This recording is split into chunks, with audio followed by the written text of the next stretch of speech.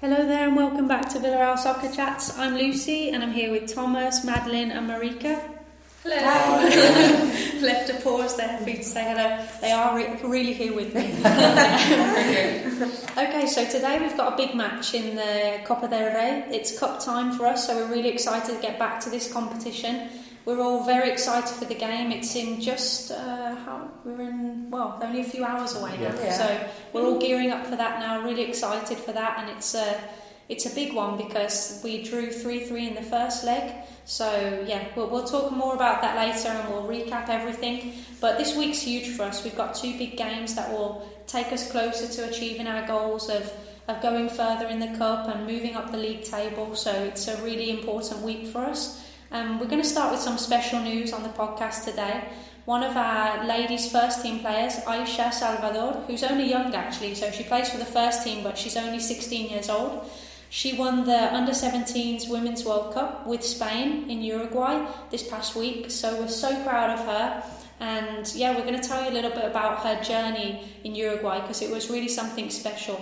Like we were saying, it's the first time that Spain have actually won a Women's World Cup, which is just amazing for this country. In Europe, obviously, there's other big countries. Germany, England are doing so well now. France, really strong in women's football. Austria actually at the last European Championships, America, were brilliant. One of my friends plays for the Austrian national team, so they did so well. Yeah, semi-finals. Yeah. So that was really incredible. So. Yeah, and it's great actually that to see nations like Austria and Spain who haven't been very prevalent in women's football in the past now coming to the forefront. Yes. And Spain, throughout all the categories now, you can really see that they're stepping up. And Aisha's just shown us that. They're the best in the world now. Oh, yeah. So we're so happy for her. Madeline, you're going to tell us a bit more about her journey throughout that time. Yeah, she gave a really good insight to everyone about her World Cup experience, and you can check out her personal diary that's on the Villarreal's website, and it was really special because she thanked all the fans for following her journey, and the fans were really passionate about women's football as well. Her diary was great. I don't know if you guys have read it, but you need to read it because it's really emotional. Obviously, like we said, she's 16. This is the biggest moment of her life, really. Exactly. She's always been an amazing athlete. I just want to make sure to mention this, that she's a local girl. She was born in Castellón, and I played with her for the past few seasons on the ladies' first team, so I can definitely say that she knows how to run.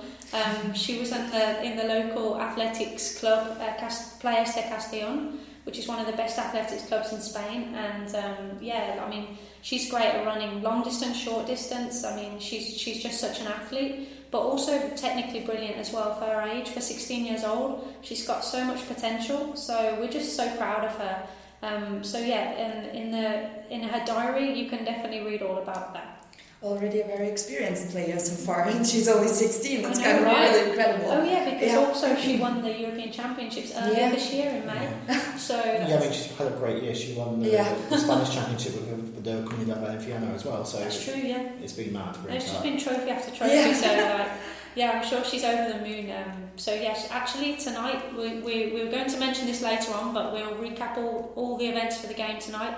But make sure you're in the stadium 15 minutes before kick-off if you're coming to the match today, because Aisha's going to be out on the pitch beforehand. We're going to celebrate her. So, be there to give her a round of applause. But back to her journey throughout the World Cup anyway. So how did she get to that final, Madeline?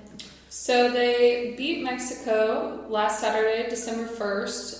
That was the World Cup final, and they won 2-1.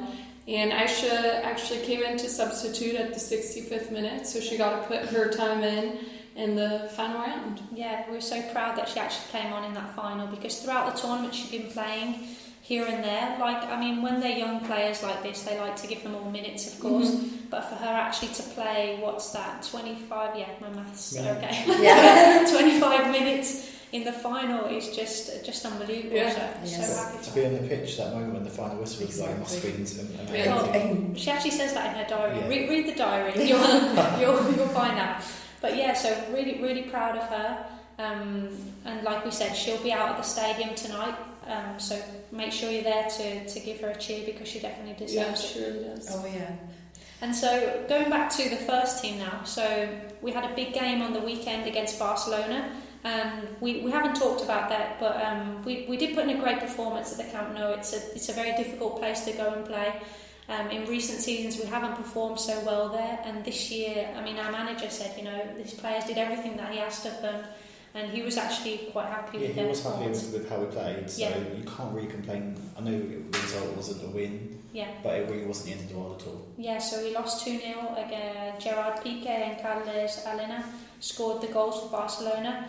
Both great goals, they obviously have some great players like Messi playing some passes which nobody can foresee. So that was obviously the big contributor to the second goal, and the first goal, Gerard Piqué, to beat him to a header is obviously it's a difficult thing.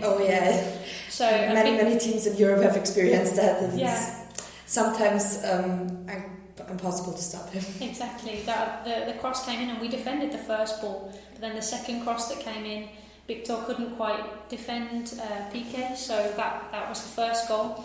But there were some great moments for Villarreal during the match, weren't there, Marika? Yes, of course. I mean, especially Sergio had some great saves, especially against Messi. He tried to score, of course, it's his nature. But so there were some great saves from him, doing a great job there. So with a 2-0, it's still not a win, no points there, but it was a great performance actually, and I think Barcelona was kept in their limits and somehow as far as it's possible. So there were some good moments from Villarreal. Also, we nearly scored the opening goal when Gerard Moreno had a good chance in the first half. But that was really close. I mean, if that goes in, then it's a different game. Exactly. And like you said, Sergio Asenjo was key. He's been so good for us the past few games.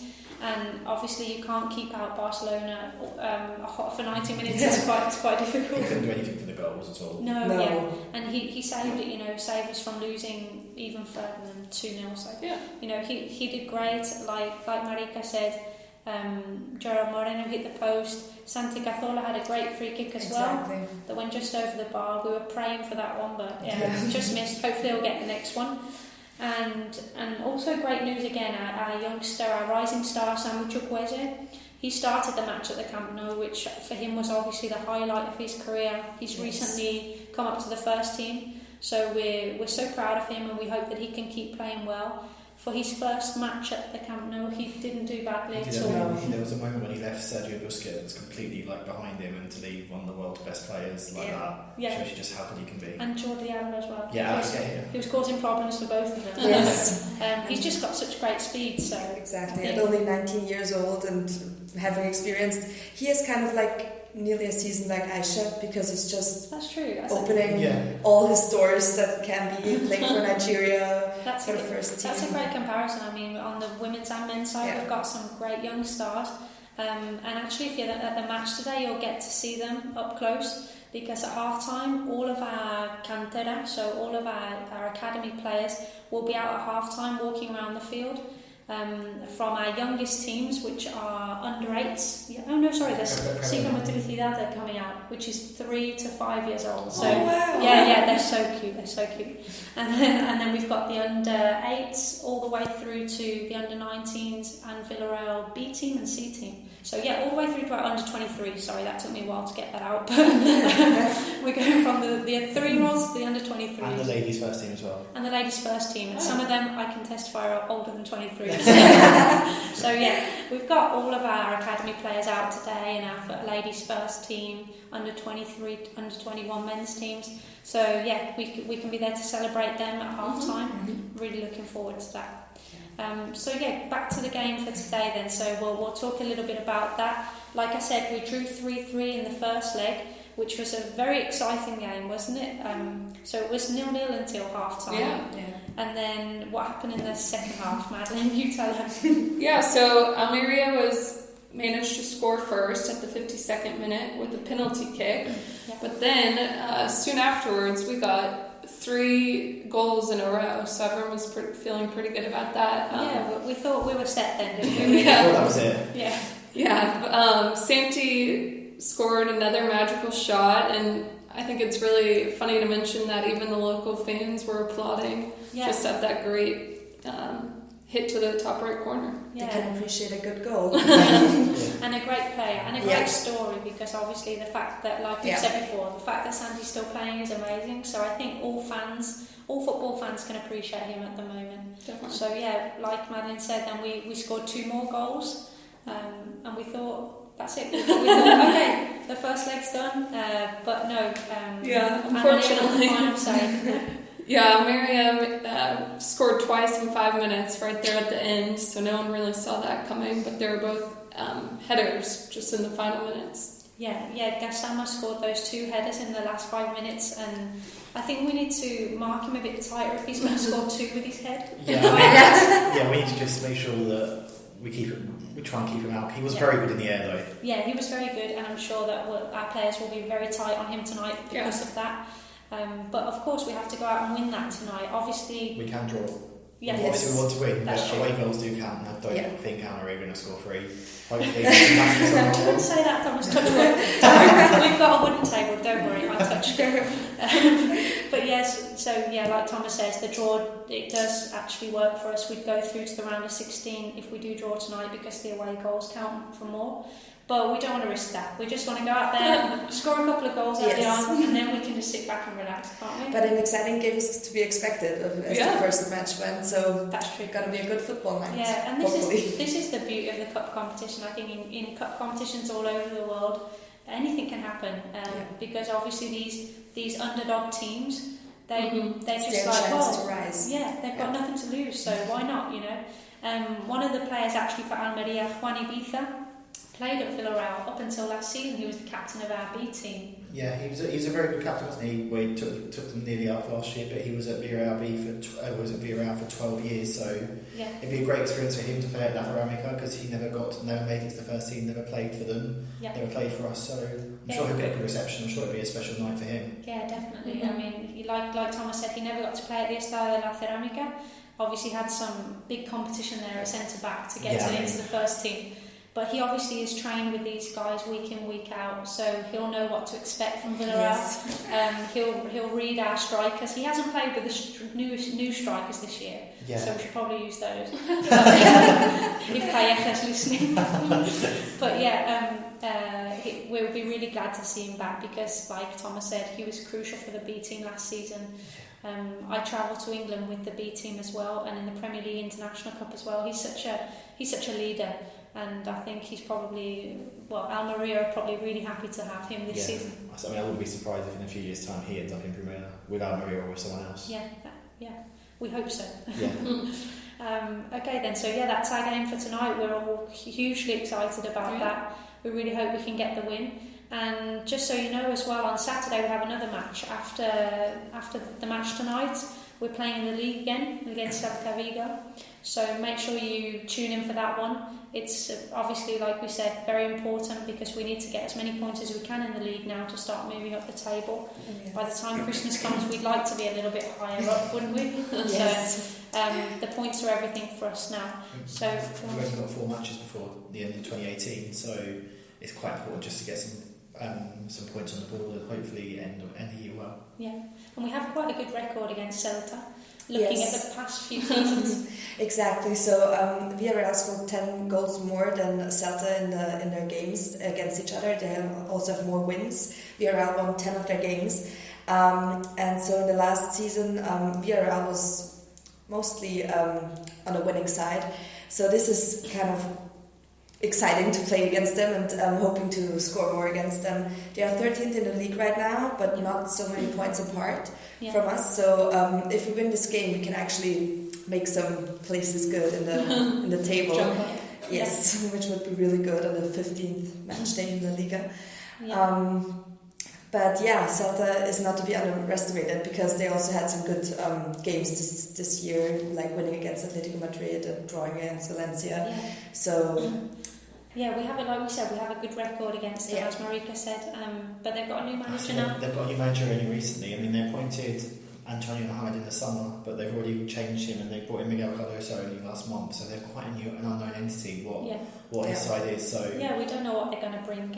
We may have had a good record against them in the past couple of seasons. We hope we can score as many goals again, but we never know. So we can't be complacent now, especially with the position that we're in. And I think all the players, they obviously know that. They're very professional. They're not going to go in expecting to win 5-0. So we need to keep our heads screwed on and just go out there and get the 3 points. But also some other exciting news. So we've got the Cup and the League coming up, so some big games for us. But there's a lot going on in our academy, and this is a great reason to celebrate them when they come out at half-time today. We have many players that are playing international football, especially with Spain, don't we, Madeleine? Yes, definitely. In total, just this year, we've had 25 academy graduates or players being internationals in 2018, so that's a pretty amazing number. Yeah, it's an amazing statistic, really.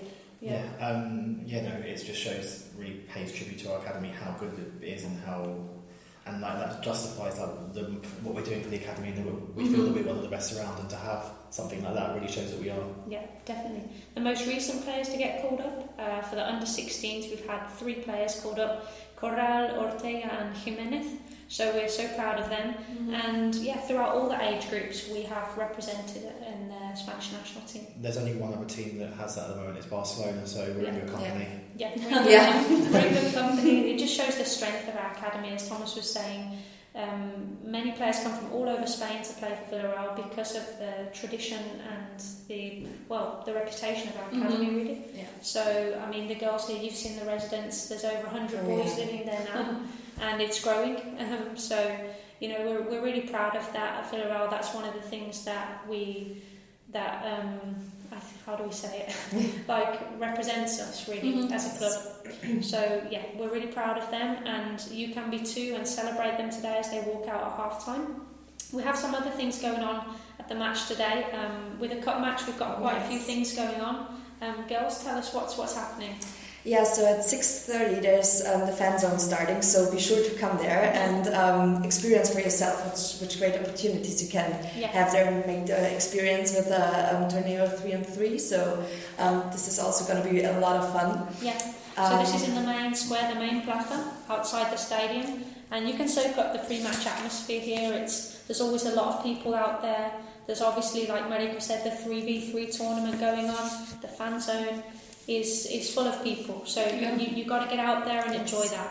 And another one of my favorite things that we got to experience for the first time was the new light show in the stadium, and that will be starting at 8:15. So everyone get to your seats so you can experience it. Yeah, that was a novelty, I think. Last home match, wasn't it? That was the first time, and it's really great. It really sets the scene for the first team to walk out. And there's a few surprises today, so make sure you're in early for that. It makes a great atmosphere, so come in early and soak up all this energy that comes along from that, and then the team's walking out on the pitch.